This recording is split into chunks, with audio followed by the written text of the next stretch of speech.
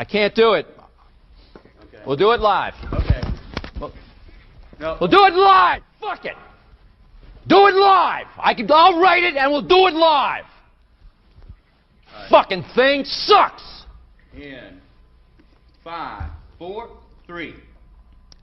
Anyone claiming that America's economy is in decline is peddling fiction.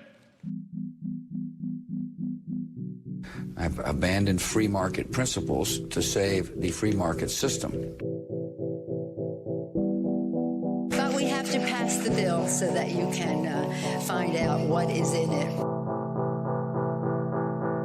Raising the debt ceilings does not increase our debt. It does not somehow promote profligacy. I know words. I have the best words. Nobody knows the system better than me, which is why I alone can fix it.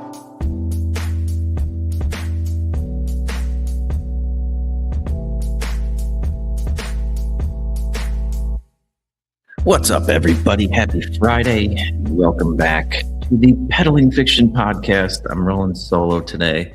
I think Justin forgot that it's Friday and he might be sleeping.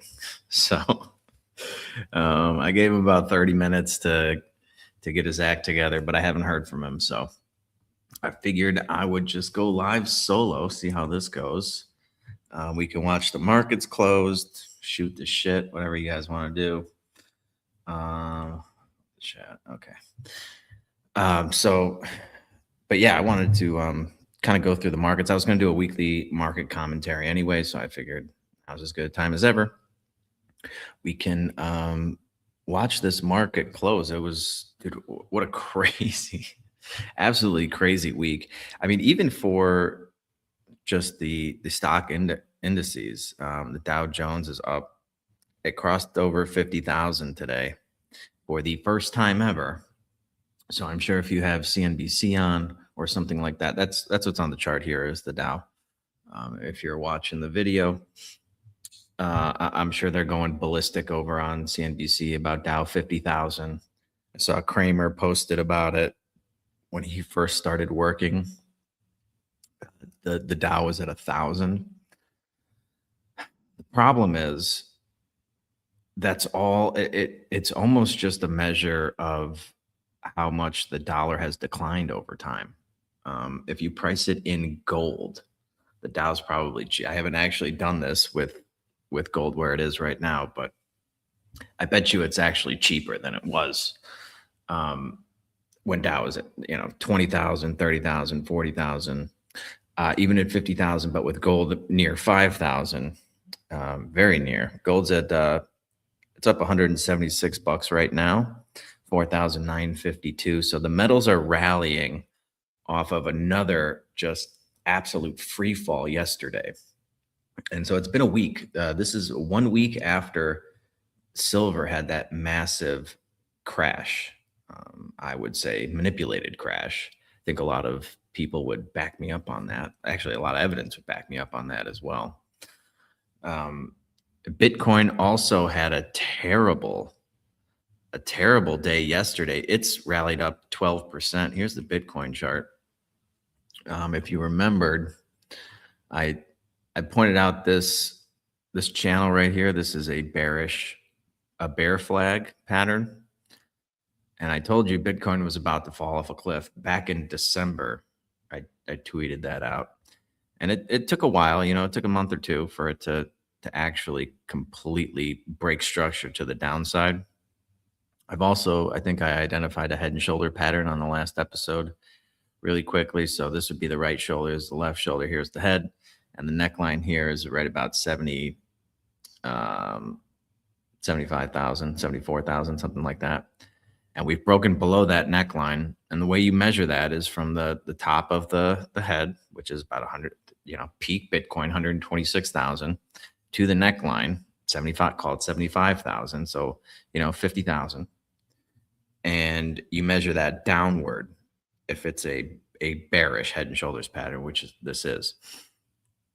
So you're looking at $25,000 Bitcoin potentially. Now it found some good support around, it tapped 60,000 here yesterday, and you got a nice reaction off of that, but you are certainly not out of the woods when it comes to Bitcoin.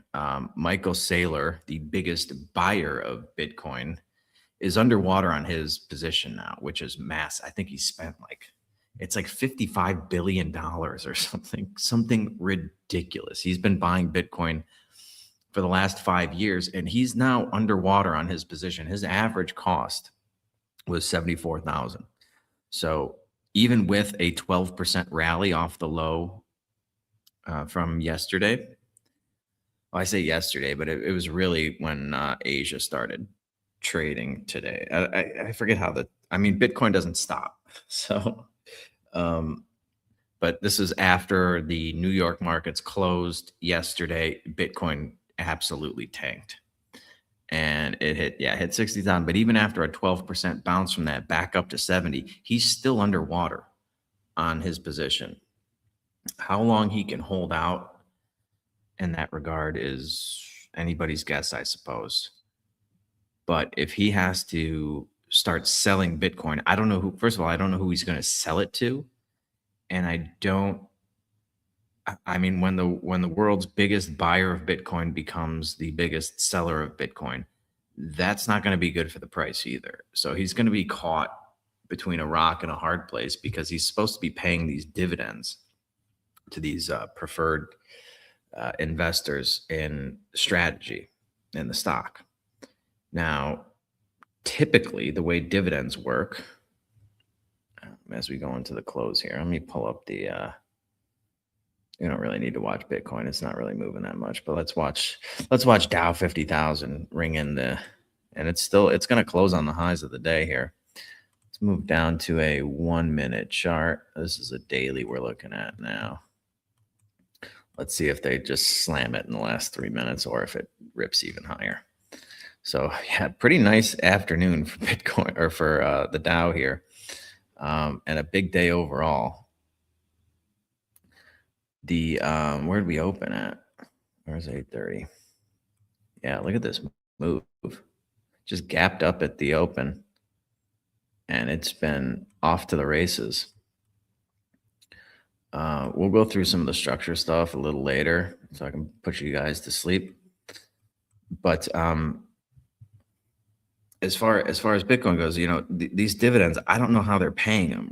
It's just return of capital, I guess. They're just giving you back some of your own money that was invested in the stock, because they don't generate income. There's no business there that has a profit that they can take a portion of the profit and pay it to investors. That's typically how a dividend works. You take a portion of the profits and you distribute those out to investors in the form of a dividend.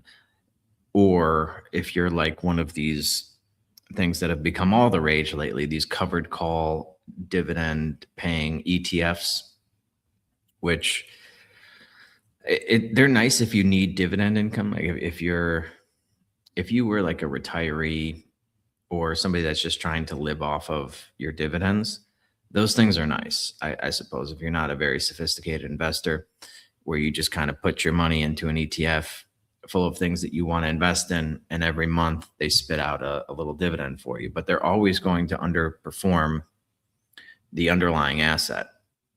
So a lot of these, there's actually there's a few of them that track the strategy stock, and they were paying these massive dividends, and people, these were all the rage a couple of years ago. Now they've kind of fallen out of style because they don't generate enough dividend income from the options, the covered call options that they're selling.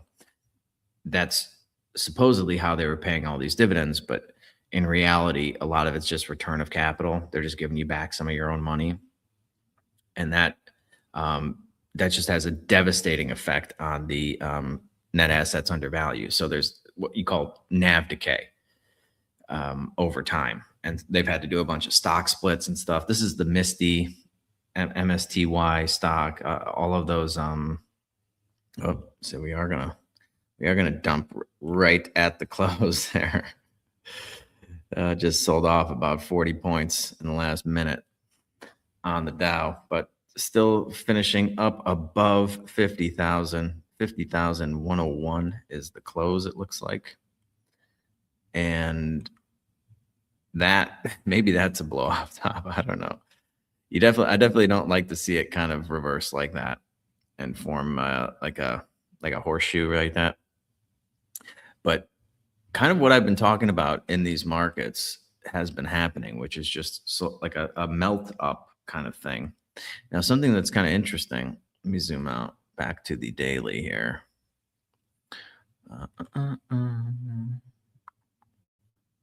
So I identified this trend line apparently a while ago because this was just on my chart.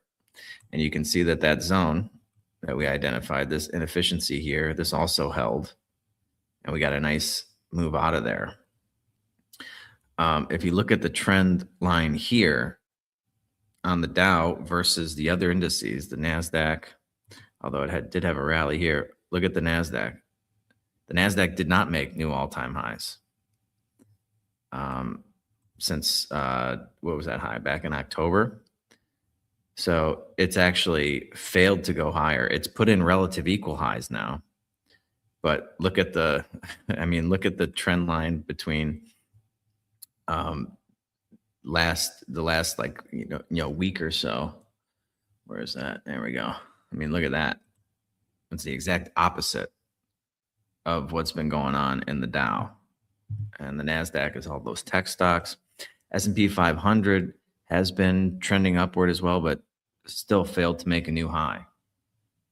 So we're going to have to see if the S&P 500 and the NASDAQ are sort of telling us something that this thing in the Dow, this might be a short-lived new all-time high. And maybe they're not going to make new all-time highs. And maybe we're headed back to the downside. Only time will tell on that. But that can be a kind of indicator. Usually when you get two of the indices doing one thing and one doing something different, the two are telling you something. And the one is just kind of a head fake here. But we'll have to see. Dollar index, dollar caught a bid this week.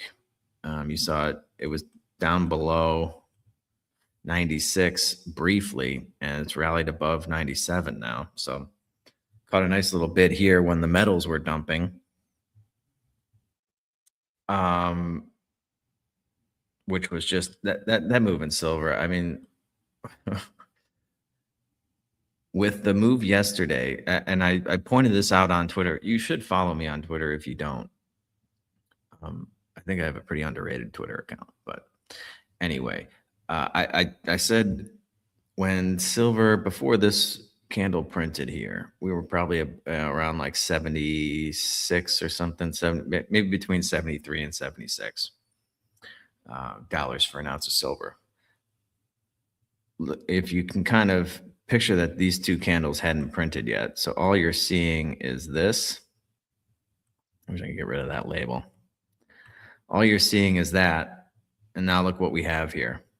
We've got relative equal lows. This low being lower than this one that was put in a couple days before. That's unfinished business. Remember, we talked about this on the way up when it came to the NASDAQ and the Dow Jones and the S&P 500 when there was that big spike down a couple of months ago. We talked about that, how they leave these relative equal lows in place. They will be addressed later, almost without a doubt. So when you saw this rally here, back up into this zone, which is one of our, this is a bearish inefficiency here because it's all sell side. Okay, there's your zone. All right, so we put in this low, which is slightly higher than these relative equal lows here. Look how smooth that is. The market does not leave smooth edges like that for very long. And as you can see, it tagged it just today, last night, actually, during the Asian session. So, but before that, we had this rally back up into this inefficiency here, could not make it to the midpoint, which is very bearish. We've cut through every bullish indicator on this big move down. Now, granted, this was completely engineered. It was completely engineered by these fucking banks and all these crooks in the banking industry. We can go into that if you guys really want to, but I think I kind of covered it a little bit on the last episode. But you know, when you're going up, you want to see these red candles support price, and you want to see these zones of inefficiency support price. And then when you have like a cluster of them right here, you want to see that support price. And it cut through this candle. It cut through this inefficiency right here, like a hot knife through butter. It cut through all of these red candles and closed below them. That is, if you need any further indication that we're going lower, I don't know. Like, it's literally a big red flag that they're waving saying we're going lower. Where could it go from here when it was at 85? And we're like, oh, we kind of got a nice reaction off of 74. And then you had 2 nice up days and people were thinking, okay, maybe the bottom's in. No. It's gonna, as soon as you think the bottom's in, not when you have these relative equal lows and that smooth line right across there. They're going to rake it through one more time, which is exactly what they did. So yesterday was another huge down day in silver. And then Asia swept those lows, and look at the respect of the bodies here, right? And they're above this whole, like all these, the body here, goes back to December 24th of last year. All these bodies are respecting this level right at about 72 for whatever reason. I don't know.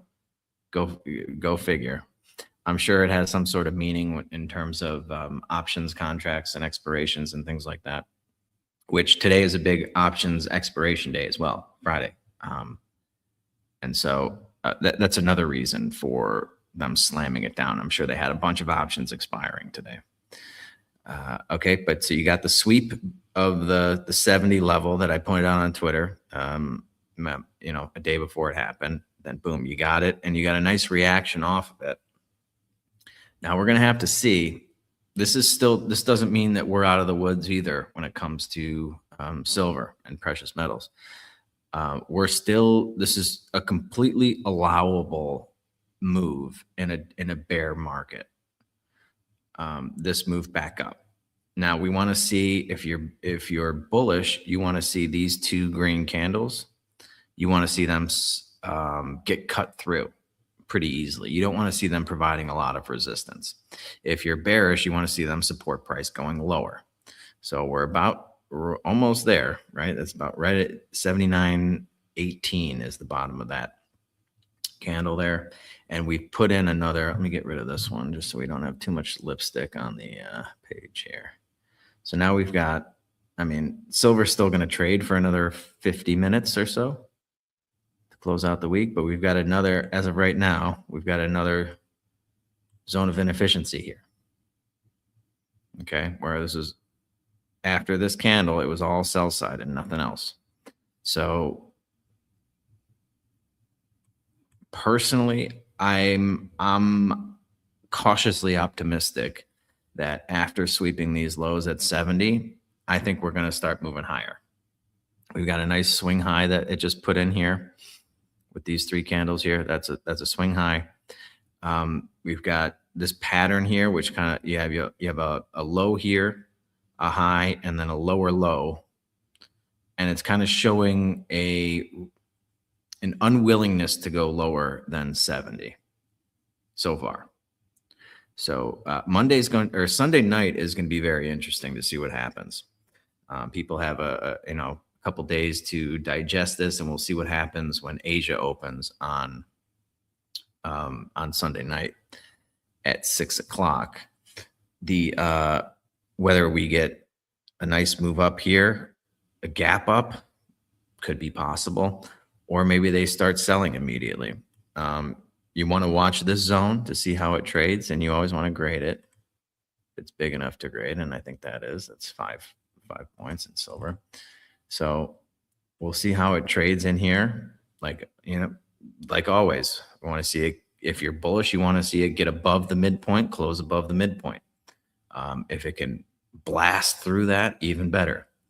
But if it provides resistance, or remember up here, it couldn't even get to the midpoint, not even strong enough to tap that midpoint, then you can have some confidence that it might be going lower. And maybe it's going to test this level here between 50 and 55, where we do have another, this would be a bullish inefficiency there. So if this support right here at 70 does not hold, that's kind of the next zone that I'm looking for some support. And it does line up nicely with this, you know, these relative equal highs at 53, right?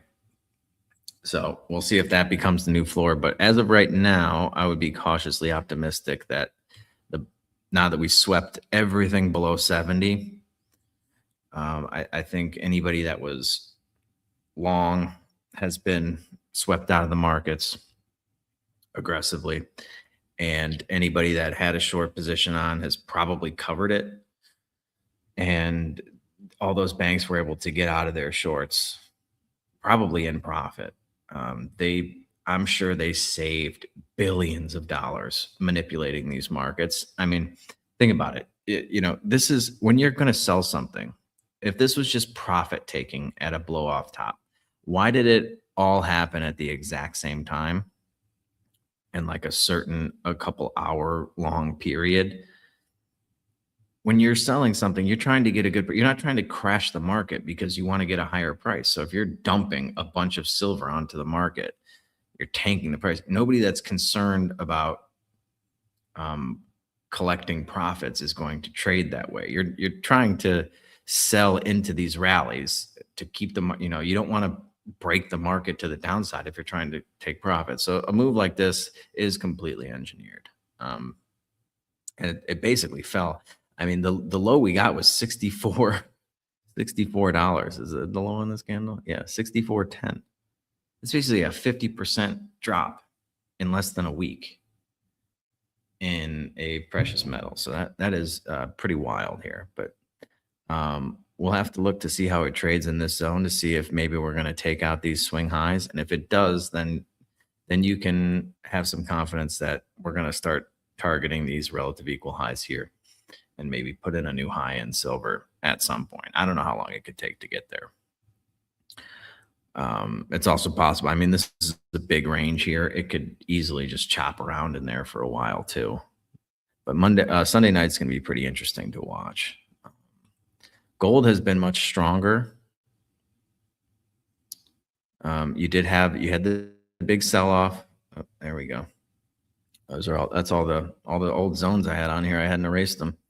Just so you know, I don't cherry pick any of this stuff. But this was an inverted zone that we wanted back here. We wanted to see this inverted back in January, and we got it. And that's sort of what sent the market like ripping higher, was after it got above the midpoint of this zone, and you see the respect of it there. It was just off to the races. I mean, look at that. Look at how it just stops right at the bottom of that zone. You can't tell me that all of a sudden after what is that? We went from 5,600.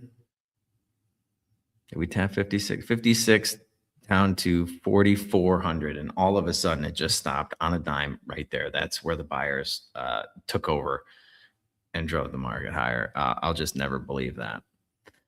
But hang on, we got a little too much. So I drew a fib on here just to see where we were, and you know, we've gone into a discount. We went into a discount. It looks like we've come out of it now, which just means that we're below 50% of the leg of the move, which is this midpoint here. So we came down into a discount, found some support just right at a random place, random zone right here. And it caught a very nice reversal. We put in a swing high. I'm going to get rid of all these things because it's too much for me to look at. And it's probably driving you guys crazy as well. So we did not get that second leg down that we saw in silver yesterday. We got a move down, but you can see we didn't put in a new low. We didn't sweep any previous lows.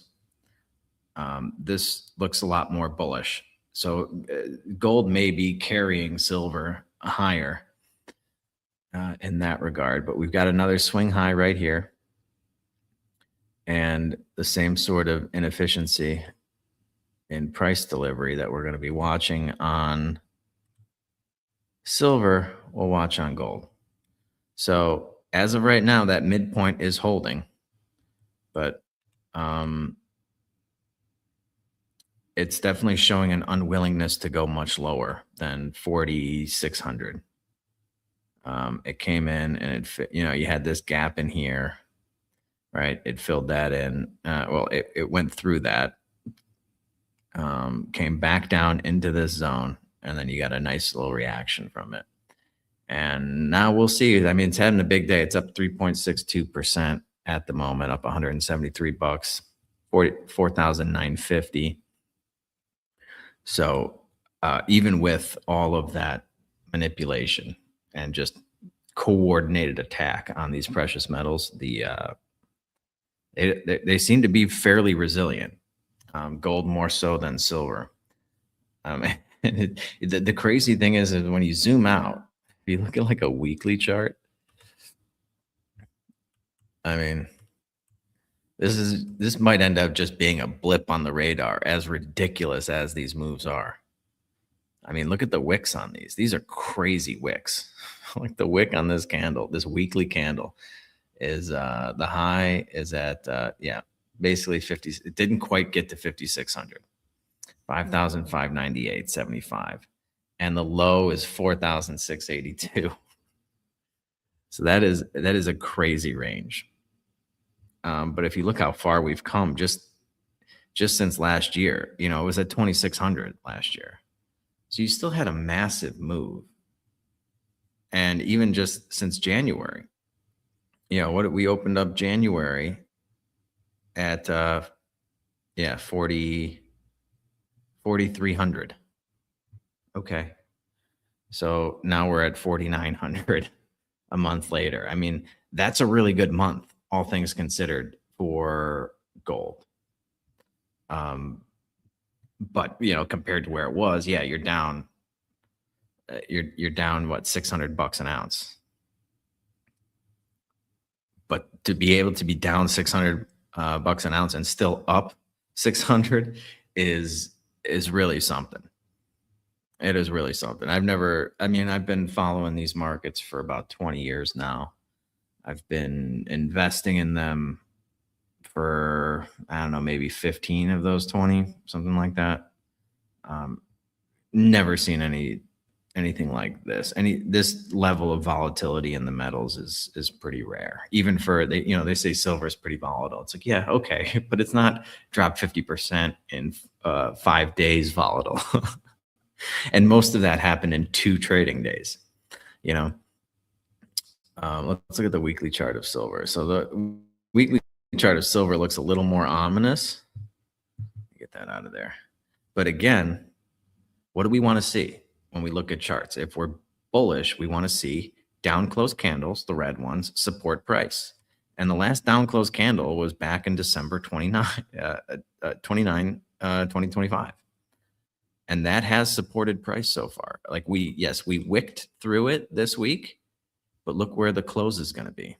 Assuming nothing crazy happens in the last 40 minutes of trading, which is okay. Maybe that's and it's always crazy to assume, I guess, these days that there's not just going to be a massive dump at the end of the trading day. But let's see where we are on the midpoint.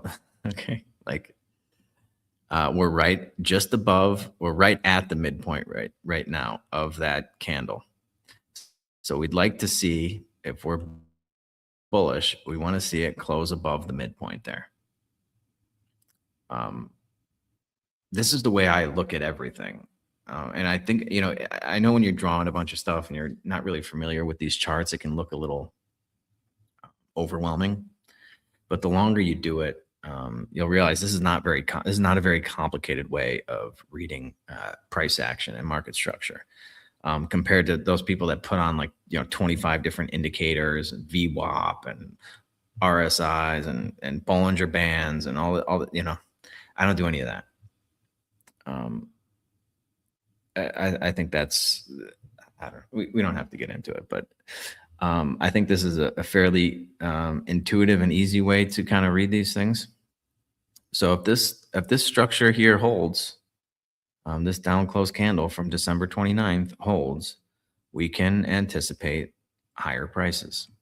If we get a close below there, then we have, and this is all fractal.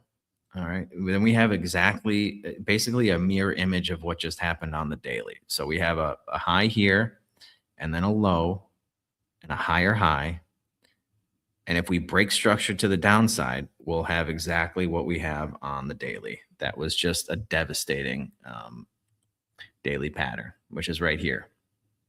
All right. High, low, higher high, and then we ripped through it and closed below it. Now we haven't gotten the close below. These down close candles here that I'm highlighting, those would be the equivalent of the down close candle from December 29th on the weekly.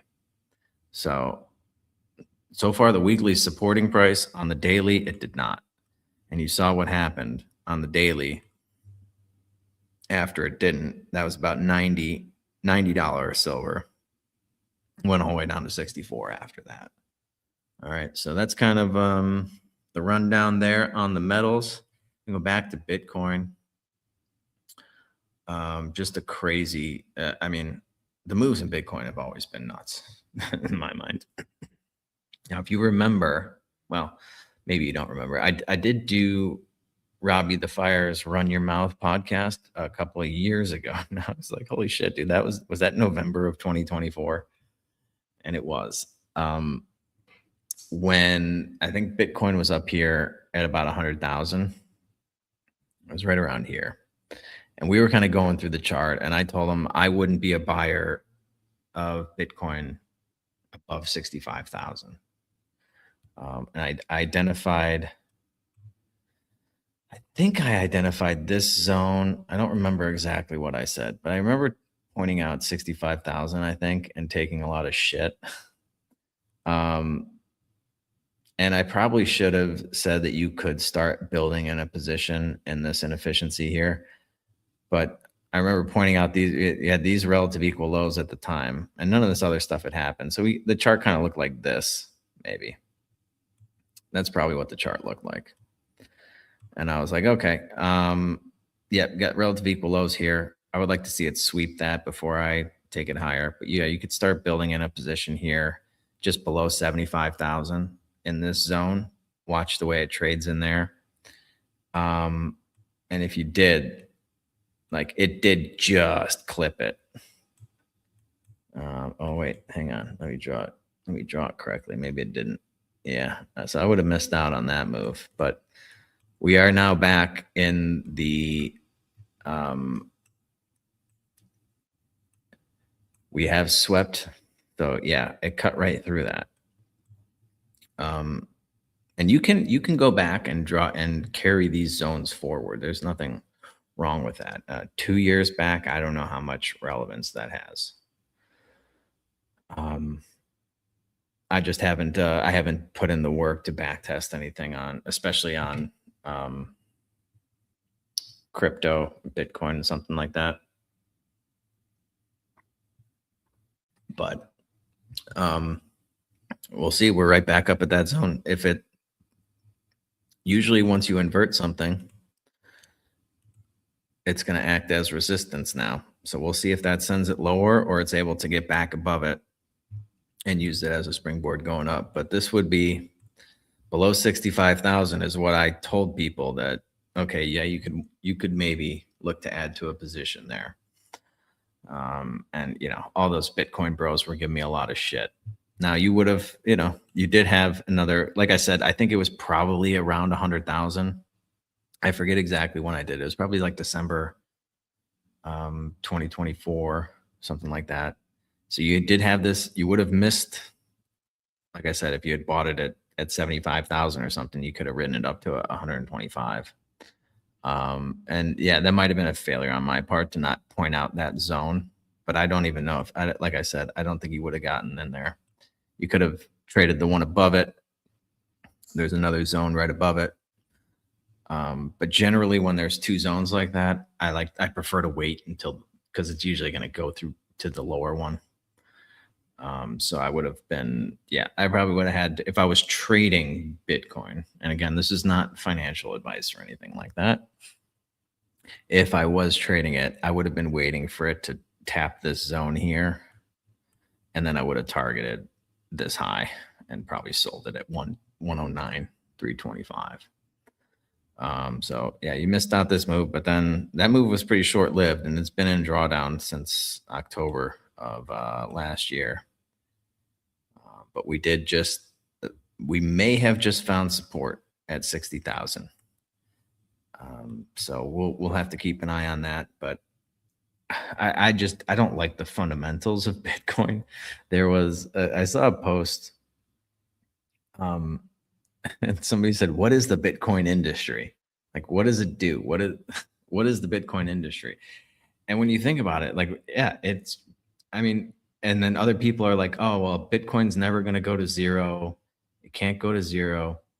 Bitcoin already is zero. It's nothing. It's quite literally nothing. It's just an equation that gets solved over and over and over again to create nothing. So it's already at zero because it's fundamentally nothing. Now, the price of that nothing, I don't think will ever go to zero. It might get low enough that it's sort of a distinction without a difference, where it's just like, okay, yeah, it's not zero, but it's at like 8,000 or something. And most people were buying it at 10, 20, 30, 40, 50, 60, 70, 80,000. They're underwater in terms of buying Bitcoin. Like, you have to decide whether or not you like, because these two things really, they are kind of mutually exclusive in my mind. You want Bitcoin to be an actual decentralized currency that people use, or do you want it to be some sort of speculative investment vehicle where you can put money into it and hope to become rich? Because if you just want Bitcoin to be this decentralized currency, then you should not care what the price, like, you just want it to be stable, really, and hold its value over time. It's like, okay, if it holds its value, like, if it goes down to 1,000 and it just stays at 1,000 for the next 1,000 years, then that could function wonderfully as a currency. You don't have these big price swings up to 100,000 and then down to, $2 or something like that. If it just stays around 1,000, holds its value over time, then people can use it as a currency, and it's holding its value over time. Okay. And there's a limited supply of it. Great. But the price shouldn't matter. And the higher up the price goes, the worse it actually is for Bitcoin being some sort of currency. Does that make sense? You know what I mean? Like, it doesn't have any intrinsic value. People are just buying it because they want the price to go up. They think the price is going to go up and somebody's going to give them more money for it in the future. And people, like real believers in Bitcoin, shouldn't really want that. They should want the price to just, okay, settle on whatever the fucking price is and stay there forever. And then you could use it as essentially like a digital dollar. But yeah, if you're going to have these wild price swings, you just can't really have it. It's just not going to work. It's just not going to function. So you just want it to be stable, and it shouldn't matter whether it's stable at 100,000 or 10,000 or 5,000. And this whole Bitcoin industry thing, yeah, it's just, it seems like a lot of wasted resources to me. I don't know what all these companies are doing. What is there to do, really? It's just you mine the Bitcoin, which I think the cost of mining a Bitcoin is like 90,000 now, the last thing I saw. So anybody mining it at 90,000 when the price is at 65, they're underwater on that. From what I understand, most miners, they'll just turn off those machines when the price gets when it's inefficient, when, it costs you more money to mine it than it's worth in the markets. Why would you be wasting your time? Switch over to another crypto. There's a bunch of them that you can mine. Now, maybe Bitcoin's the exception to that, because Bitcoin and people, they think it's going to 1 million or 2 million or whatever, 250,000. So they're happy to take the hit and mine it at a cost of 90,000, even though they can only sell it for 66,000, because maybe they're not going to sell it. They're just going to hodl. Okay. I don't see the fundamentals to have the confidence to hold this over a long period of time. And so because of that, I just sort of look at, I'm more focused on what I see structurally, technically in the charts, as opposed to, gold and silver, where it's like, okay, short term, you could absolutely see silver come down here and hit 50 again. Certainly plausible. I would be buying. I would be a buyer at 50. And I would probably be buying some call options as well. Because long term, the fundamentals of silver have not changed. Nothing changed over the last week in terms of what silver is needed for, how much silver is needed. And there have actually been quite a few, like when these options contracts expired today and the week before, like they're asking for physical delivery. And that's not normally how these markets trade. Really, usually they just settle in cash, and the options either expire in the money or out of the money, and you close out the position and you either collect your cash or you took a loss. Okay. Now people are demanding delivery, and they're draining these vaults of silver over in Shanghai, in London. Like they're like hundreds of millions of ounces of silver are being drained out of these things because people are demanding the physical delivery. And like we talked about, silver has real world practical uses. It's necessary in a lot of things, especially all this new AI technology. It's going to be needed by a lot of different countries. Any country that, they just had that Davos thing, they're all in on AI this, AI that. It's like, okay, well, that's going to require a lot of silver. It just is.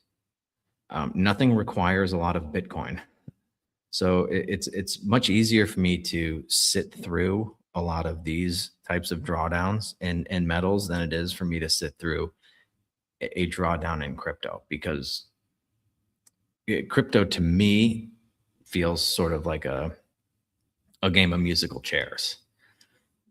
And I don't want to be left without a chair to sit when the music stops. There's not going to be enough chairs for everybody. Metal, gold, silver, other precious metals, copper, palladium, platinum. Those have real uses in the real world, beyond just a medium of exchange. So it's easier for me to sit through these types of drawdowns. And also, one of the reasons why it's easier to do that than a lot of people sitting through Bitcoin, and part of the reason why we might have had this massive sell-off once you broke structure of 75 to the downside, is that people were levered up in crypto. All of these young people that maybe they made a bunch of crypto on the way up, and they don't, they're hodlers. They don't want to sell. They want to hold forever. And so they borrow against their Bitcoin to buy things because, nobody wants to spend their Bitcoin.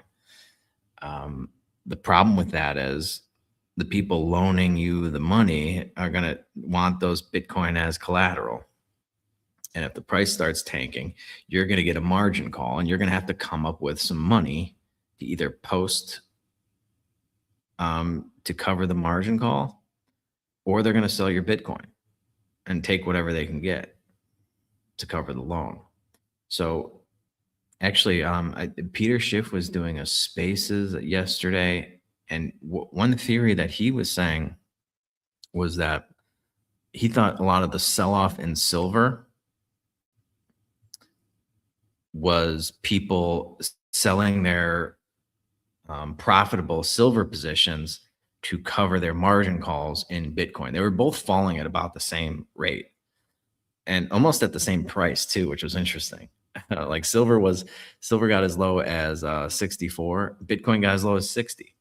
Like they were in the same range, but $64 silver when it was at 30 just a few months ago, that's a profitable position that you can close out, and you don't have to, like I said, they never want to get rid of their Bitcoin.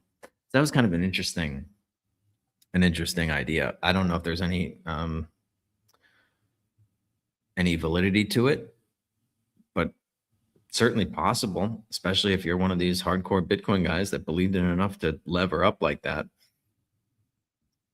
You might liquidate some of your gold and silver positions that are in the money, profitable, so that you're not selling your Bitcoin at a loss.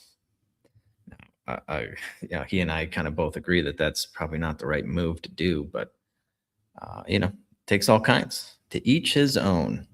So anyway, yeah, a lot of that, these moves in Bitcoin, because people are really levered up, they're gonna spiral on itself, and the selling begets selling. So we'll see if that was all flushed out by the time it hits 60, and maybe now it's just people that aren't levered up that are just going to hodl. Maybe we'll watch it trade over the next week. Or like I said, next week is going to be very interesting. The next couple of weeks probably, and some pretty tumultuous times in sectors of the market that you wouldn't think. And meanwhile, yeah, we're near all-time highs on the S&P and the NASDAQ, and the Dow just made 50,000. So, I'm sure they're popping champagne over there in New York. But I think you're going to start to see, yeah, it's just kind of melting higher. And in my mind, that's all just inflation. And I think the metals are still telling you that, even with these massive engineered pullbacks, they're still up big on the year. Like if you had just gone back to, like just to put this in perspective, if you had gone back to, I mean, like it's crazy. Just go back to November of last year. November, it was a few months ago, right? We're barely into February. So January, December, back in November, 3 months ago, we were at 50, we were below 50 for a lot of November. If you had told me, and when silver was trading at 47, that by February it would be at 77, I'd be like, wow, that's a very strong bullish market. But if I had told you that, okay, yeah, it was at 120, it's like, oh, okay, interesting. You do have to put these things in perspective. And I think the metals are still telling you what's really going on. And the Dow at 50,000 is fucking meaningless when gold's at 5,000. It's like, okay, so for 10 ounces of gold, you can buy the entire Dow. What was it? I guess we could do the numbers or something, but like, yeah, when it was at 2,600, the Dow was at 37,000 roughly. So I don't know, it's like 17. So yeah, like this is all inflationary, and this is what you're gonna see. The markets. Now we did get some pretty bad economic news this week. The jobs reports were not great. What came out today? Like something, it's like consumer confidence or something. Consumer sentiment, inflation expectations. Okay. Yeah. So inflation expectations came down for some reason to 3.5% from 4%. And University of Michigan consumer sentiment, 57.3, up from 56.4 and the forecast is 55. Okay, so those, I guess those were good, but the job openings, unemployment claims, 231,000, 212 forecasted. The job openings, 6.5 million. They were forecasting 7.25. Non-farm payroll, we lost 22,000 jobs instead of making 46,000. So the economy is not doing great. Donald Trump and the Republicans are in some really big trouble here. They're going to get annihilated, I think, in these midterms. And obviously, the first thing that the Democrats are going to do is try to impeach him if they take the House. There's even talk they might get some, they might even win some Senate seats. I don't know. It depends on how bad things get over the next few months or whatever. But we could, we could see some sort of a bear market in stocks, but I honestly, you might just see it melt higher like this, just kind of inch its way higher, because that's the inflation. They're dumping inflation into the stock market. So you could see the economy continue to get worse and people struggling and the dollar declining and stock prices keep going up. And it doesn't make any sense to anybody. Well, it's like, yeah, because the stock market is not the economy. When you have a Federal Reserve that's printing trillions of dollars and just dumping it in there. And I don't think, they were claiming the catalyst for that big dump of precious metals was Trump's nomination of Warsh for Federal Reserve chair. That had nothing to do with it. That's just the excuse they come up with after the fact to kind of cover their tracks. But the idea that he's going to be some Paul Volcker is ridiculous. It's just not going to be.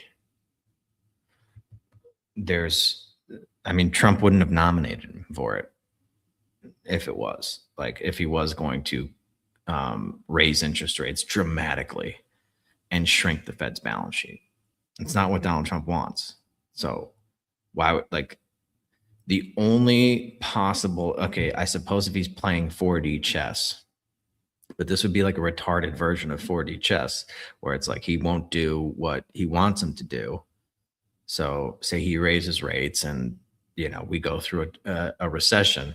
He's like, he could blame the chair of the Federal Reserve for not doing what he wanted him to do, which was lower rates and blow air back into the bubbles. But it's like, okay, but yeah, you just put him there. Like, you nominated him. So it's your fault. It's his fault either way. So I don't really subscribe to that. I think he's going to get, this guy's going to do exactly what he wants him to do. But even if he doesn't, you're still not getting Paul Volcker. That's just not happening. You're not getting 18% interest. We just can't do it. You can't do it with $39 trillion in debt. Not fucking possible. Not possible. So the idea that we're just going to be these fiscal conservatives when, you got Trump doing the big, beautiful bill and all this stuff, and he wants housing prices to go up and lower rates. Nothing he's saying is pointing to that direction. Everything's pointing to the contrary. So yeah, okay, he nominated a hawk, I guess. He's going to be a hawk like Republicans are Republicans. Republicans in name only, hawk in name only. And you're going to get more money printing. You're going to get lower interest rates. You're going to get more inflation. I think the stock market will just continue to melt up. And I think the metals are going to go higher. Certainly ultimately higher. I don't know how long they're going to stay in this little drawdown here, but it might not be very long. And I think next week will tell us kind of what we're going to see. The reaction off of these levels, these are pretty key levels in both Bitcoin, silver, and gold. So we'll see how they react Sunday night when things open up, and Monday morning and all of next week. I think that will be a pretty good indication as to what's going to happen over the next couple of months, but we'll have to wait and see. I guess that'll I'll probably do it for today. I did have a bunch of shithole Chicago stuff queued up. It was actually probably a pretty good day. Let's see if Justin's awake yet for him to kind of forget. I hope he's okay. I haven't heard from him. Is Justin alive? Pretty slow news day. I mean, there was that story. Shit, why am I blanking on her name now? The journalist whose mom was kidnapped is fucking crazy. That's a wild story, and I don't think they found her yet, and she's probably dead. I don't know why I'm blanking on her name, but I haven't had any coffee today. I'm out of coffee. I gotta go shopping. I have not done a very good job of stocking this place. I hate moving. I just like put everything off and then buy things piecemeal. Just go to Costco one time and just get it all. But yeah, that's kind of the only story that's really been captivating the news cycle this week, as far as I can tell. So I had a bunch of shithole Chicago stuff, but none of that's really urgent. People are getting shot and they're spending a bunch of money and some fraud. Obviously. But yeah, so it was kind of a slow couple of days in the news cycle anyway. So I guess this was as good a time as ever to bore you guys to death with some market commentary. And yeah, I think that's about it. I can get out of here on that and keep it a little shorter. I don't really have anything else to talk about, I don't think. Nothing I really feel passionate about. Although that video of AOC. Oh, man. There's going to be a lot of memes about that.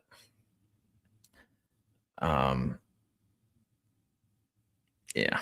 All right. We'll keep it a family show for today. Anyway, you guys have a nice weekend. We had a nice little happy hour last Friday. So this Friday's an off one. Next Friday is, I think Saturday, Valentine's Day. Yeah. Oh boy. Hate Valentine's Day. Yeah. Next Friday, we'll probably do another happy hour. So if you'd like to participate in that, you just have to become a supporting listener of the show. So if you go, I link to the Substack in every episode. If you go there and you become a paid, monthly paid subscriber, you get a little extra content that I put out in the Substack, and then we do the Friday night happy hours every other week, which are a nice little way to kind of kick back and hang out with people. So we'll do that next Friday. Then I think I'm going to go travel and meet my sister. So my sister's coming to Mexico for whatever reason, but not over here. Over in Guanajuato, land of the frogs. So I think I'm going to go over there for a week and hang out with her. So I don't know if I'm going to bring my equipment or not. I probably not. I don't know. I got to figure out. So it's one of those the only flight that goes over there is like those shitty discount airlines where you don't even get like a carry-on. It's only like an hour. It's like a tiny flight. So you can like bring like a backpack or whatever. So I don't know. Maybe I don't know if I'll bring the equipment or not. So we might take a week off there, February 15th to the 22nd. But yeah, thanks for listening. Hopefully this wasn't too boring. Maybe you guys got something out of it. These are some pretty crazy times. So if I do have any advice that is not investment advice, it would just be do not lever up. Do not get over leveraged. That's the only thing that can really wreck you. Especially if you're correct about your trade, whatever your trade is fundamentally, they will shake you out of these things if you're over leveraged. And you could be right. Like you could be, oh yeah, Bitcoin is going to 250,000, but you're not able to take the ride with them because you got shaken out being over levered, and your position, you were margin liquidated basically at 70. So yeah, be careful with the leverage.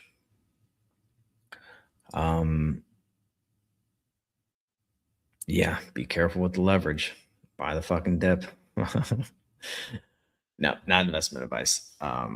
But yeah, that's kind of how I view things. I never mess with leverage. And yeah, you leave, with these big moves, you leave a lot of money on the table, but you stay in the game. And I think the most important thing is being able to leave the poker table with your chips, as opposed to being up big on paper and then getting wiped out one day. So I think I'll be leaving with a good amount of chips. If you stick to whatever your strategy is and don't over leverage yourself, you should be fine. So enjoy your weekend. We'll follow me on Twitter at Pedal Fiction. I'll be tweeting about probably precious metals, maybe some Bitcoin stuff from time to time if that interests you. What I see in the charts. If I don't get to a weekly market commentary or something like that, check my Twitter. There's usually some stuff on there. And I think it's just a good follow regardless. But I am biased. All right. So yeah, thanks everybody for listening. Have a great weekend. And until next time, you know what to do. Just keep on peddling that so-called fiction. Peace.